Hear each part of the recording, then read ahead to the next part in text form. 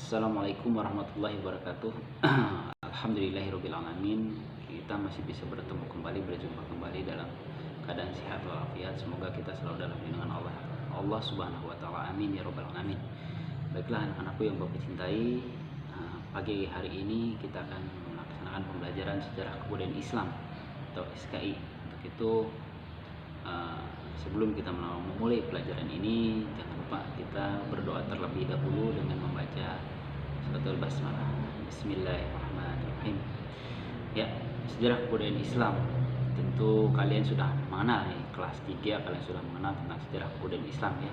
Sekarang kalian kelas 4. Selamat datang di kelas 4. Semoga kalian bisa lebih dewasa lagi, bisa lebih semangat lagi, bisa lebih ceria lagi ya dalam belajarnya, dalam bersekolahnya nanti. Untuk bab yang pertama yaitu tentang sikap kaum kafir Quraisy terhadap dakwah Nabi Muhammad SAW. Kemarin kan kelas 3 kalian sudah mengenal tentang kondisi Al-Jazirah Arab, bagaimana kelahiran Nabi Muhammad SAW. Nah, sekarang sikap kaum kafir Quraisy terhadap dakwah Nabi Muhammad.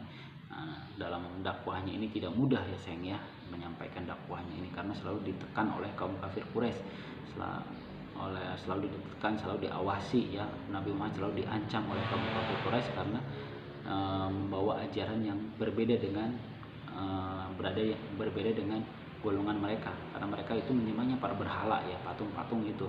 Nah, sekarang itu Nabi Muhammad membawa ajaran untuk mereka beralih kepada ajaran Nabi Muhammad untuk bukan menyembah ya, kita untuk melaksanakan ibadah kepada Allah Subhanahu wa taala.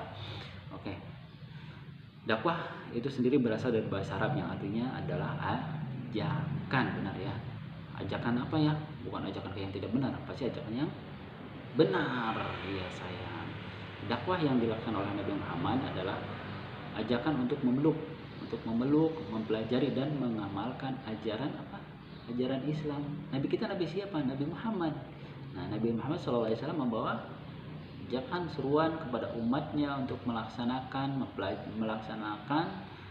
mempelajari dan mengamalkan ajaran agama Islam.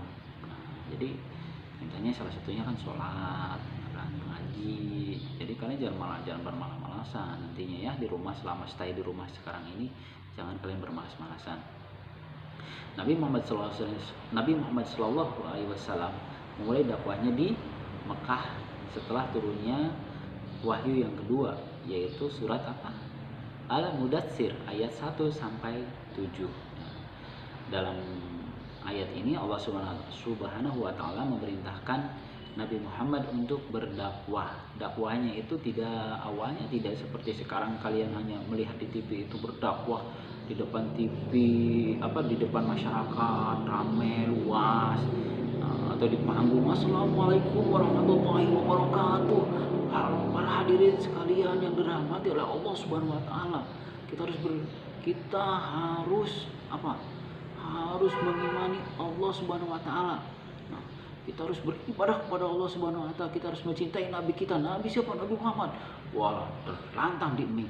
Tidak seperti itu dakwah dulu Nabi Muhammad Nabi Muhammad lakukan. Karena apa? Situasi dan kondisinya telah Bapak sampaikan itu berbeda dari sekarang dengan yang dulu. Kalau dulu itu Nabi Muhammad diawasi. Nah, ketika Nabi Muhammad pergi kemana? Nah, dia akan diikuti. Nabi Muhammad akan kemana? Selalu diawasi. Karena apa? Ditakutkan para pengikut kaum kafir Quraisy itu ada yang masuk mengikuti ajaran Nabi Muhammad.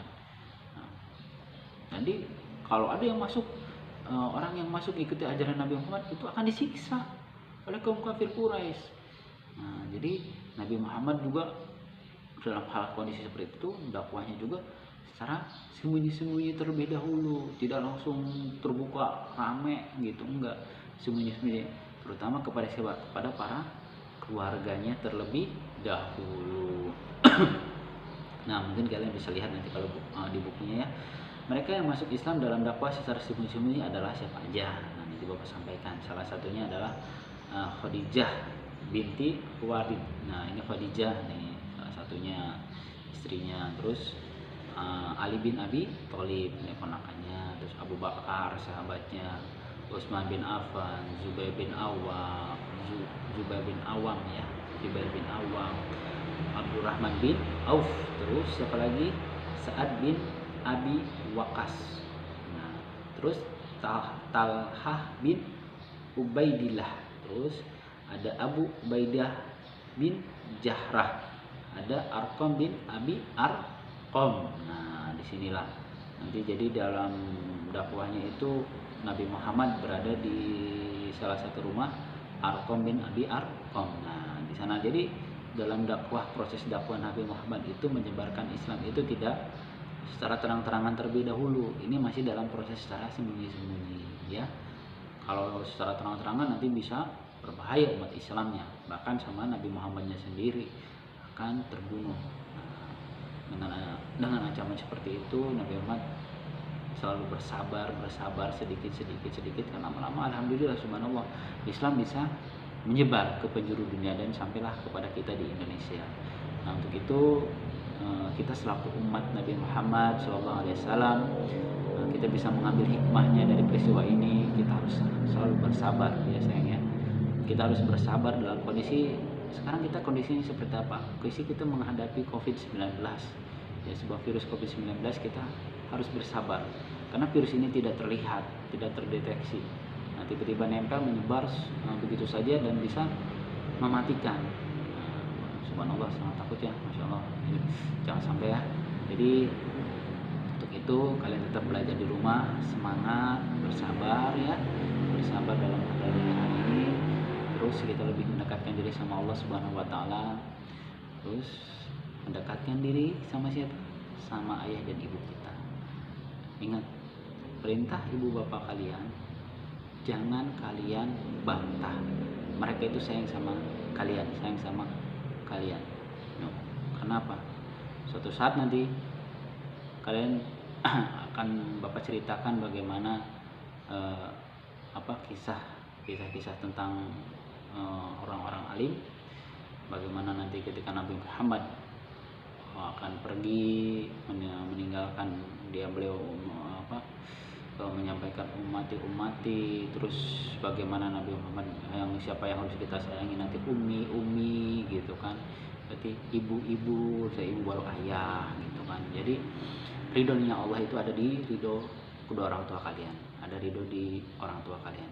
Jadi kalau kalian ibadahnya rajin, puasanya rajin, semuanya rajin, tapi sama orang tua kalian malah membantah, malah tidak sayang sama orang tua kalian, masya Allah, jangan sampai sayang ya. Kita harus sayang sama orang tua kita, karena orang tua kita akan selalu mendoakan kita. Kesuksesan kita di belakang kita adalah orang tua kita ya sayang ya. Untuk itu jangan sampai kalian dalam suatu situasi sekarang ini malah kalian cuek sama orang tua kita ya. Cukup sekian dari Bapak, kita tutup dengan membaca hamdalah. Alhamdulillahirabbil alamin. Mudah-mudahan kalian bisa ngambil hikmah dari apa yang Bapak sampaikan, walaupun mungkin sedikit tergesa-gesa ya. Mudah-mudahan kalian bisa mengambil hikmah. Wabillahi taufiq wal hidayah. Wassalamualaikum warahmatullahi wabarakatuh. Tetap semangat belajarnya sayang ya. See you.